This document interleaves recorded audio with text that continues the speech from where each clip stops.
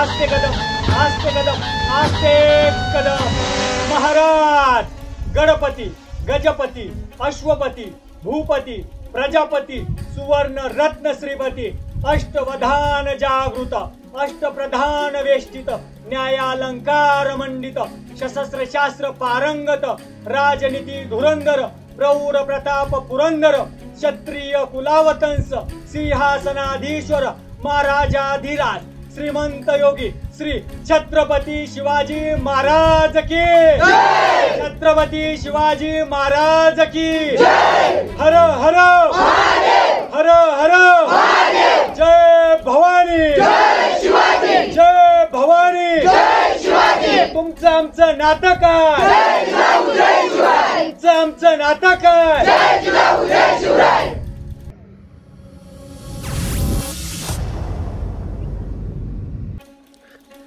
जय शिवराय। पुन्हा आपण किल्ले शिवनेरीवरती आलेलो आहोत। जे स्थानिक शिवभक्त असतात त्यांचं खूप मोठं सहकार्य मिळतं इथे। आणि इथे काल शिवनेरीवरती आल्यावर आपले मित्र जे आहेत ते अभिषेक त्यांना कॉल केला होता आणि आपला जो मुक्काम होता तो त्यांच्या इथेच होता कालपासून। आज पण त्यांच्या इथेच मुक्काम आहे आणि आत्ता आपण चाललेलो आहोत किल्ले शिवनेरीवरती। त्यामुळे आपल्यासोबत आहे अभिषेक यांचे भाऊ शुभम हे आहे शुभम। तर आता आपण चाललेलो आहोत साखळदंडाच्या मार्गाने वरती आणि हा आहे मार्ग जातोय आणि आपल्यासोबत शुभम आहे त्यामुळे आपल्याला काही जास्त टेन्शन नाहीये वरती जाण्याचं। त्यामुळे कोणीतरी सोबत असेल तर एक आधार असतो, बाकी काही नाही।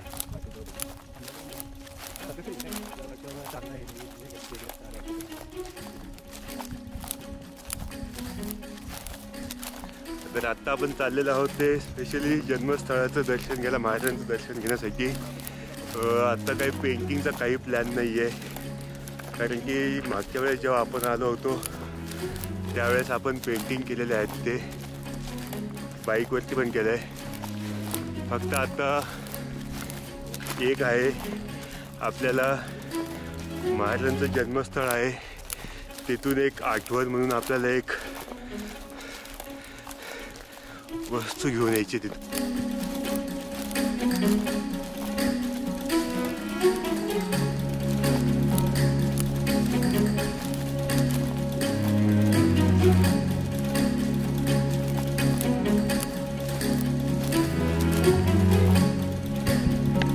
आता भर दिवसा आम्ही किल्ल्यावर निघालो आहोत आणि दुपारचे वाजले 3। तसं पाहिलं तर किल्ला पाहण्याचा सीझन म्हणजे पावसाळा आणि पावसाळ्यानंतर डिसेंबरपर्यंत।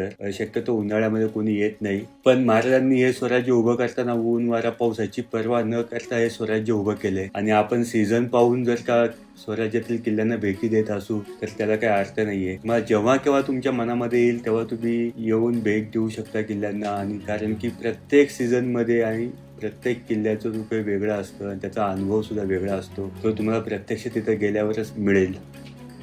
इतिहास पाहायचा झालाच तर जुन्नर शहर हे त्या काळी एक प्रमुख व्यापारी केंद्र होतं आणि येथून चालणाऱ्या व्यापारी मार्गावर लक्ष ठेवण्यासाठी आपल्याला जुन्नर तालुक्यामध्ये जवळपास 7 किल्ले पाहायला मिळतात। ते आपण आपल्या मोहिमेमध्ये पुढे पाहणारच आहोत, पण शिवनेरी किल्ला हा त्यातीलच एक। पण आपल्या छत्रपती शिवाजी महाराजांचं जन्मस्थान असल्यामुळे शिवनेरी किल्ल्याला एक विशेष ऐतिहासिक महत्त्व प्राप्त झाले आहे। तसं पाहिलं तर साखळीच्या वाटेने किल्ल्यावर जाण्यासाठी आपल्याला 40 ते 45 मिनिटे लागतात, पण आपण बऱ्याच ठिकाणी थांबत आल्यामुळे तर 1 तास लागला जिथे ऍक्च्युअल साखळीची वाट चालू होते तिथे येण्यासाठी। किल्ल्याचा मेन भाग होता ऑलमोस्ट तिथून इथपर्यंत येऊन थांबलोय आणि इथून आता मेन पार्ट जो आहे तो चालू होणार आहे। हा हिडणं असं आता रेलिंग केलं त्यामुळे थोडंसं सेफ आहे, पण ह्याच्या आधी खूप डिफिकल्ट होतं। कातळात कोरलेल्या पायऱ्या आहेत ह्या सगळ्या। महाराजांच्या काळामध्ये सगळं व्यवस्थित असेल, नंतर जी काय आक्रमणं झाली त्याच्यामध्ये हे आय थिंक कोसळलेलं आहे सगळं। आता हा रस्ता एकदम व्यवस्थित होता खाली, आणि इथे काही लेण्या पण आहेत, बुद्ध लेण्या आहेत नाही। ओके, हे तुम्ही पाहाल इथे त्या साईडला पण काही लेण्या आहेत, गुहा आहेत काही इथे. त्यामुळं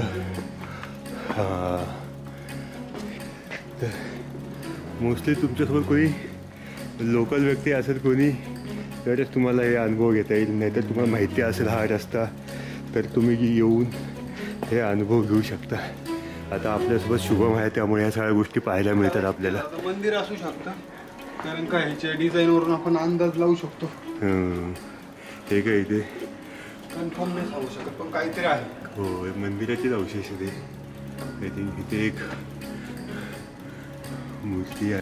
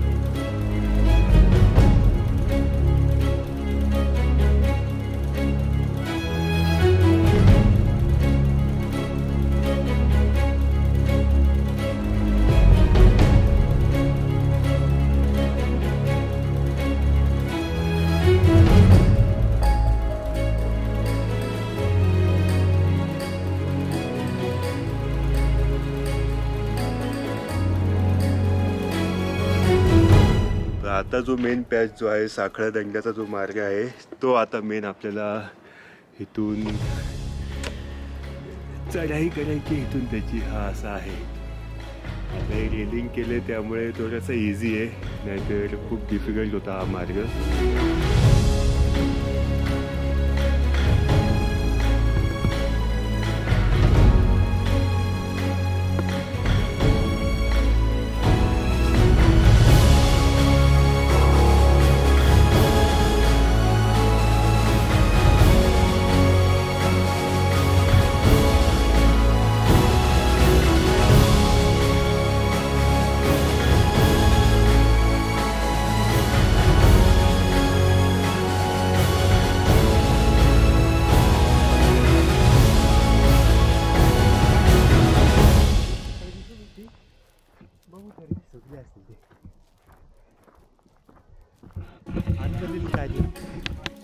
जय शिवराय.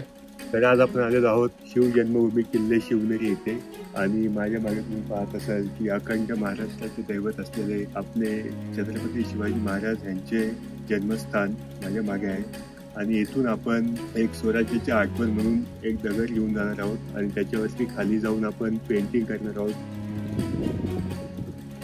हे 2 ऑप्शन आहेत ॲक्च्युली. तर याच्यावरती फ्लॅग सरफेस आहे. तर आता आपण खाली जाऊया किल्ल्याच्या पायथ्याशी.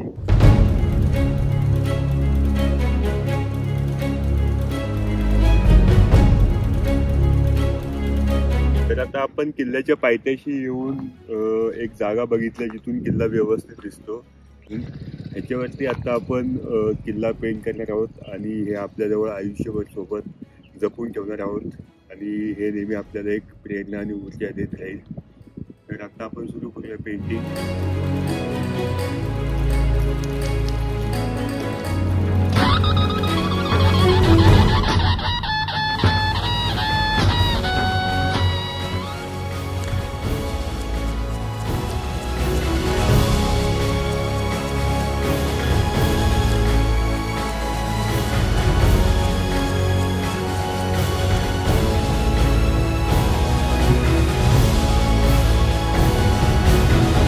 अशा प्रकारे आपण आपल्या शिवरायांचं स्वराज्य आपल्या कलेच्या माध्यमातून आपणापर्यंत पोहोचवण्याचा प्रयत्न करत आहोत.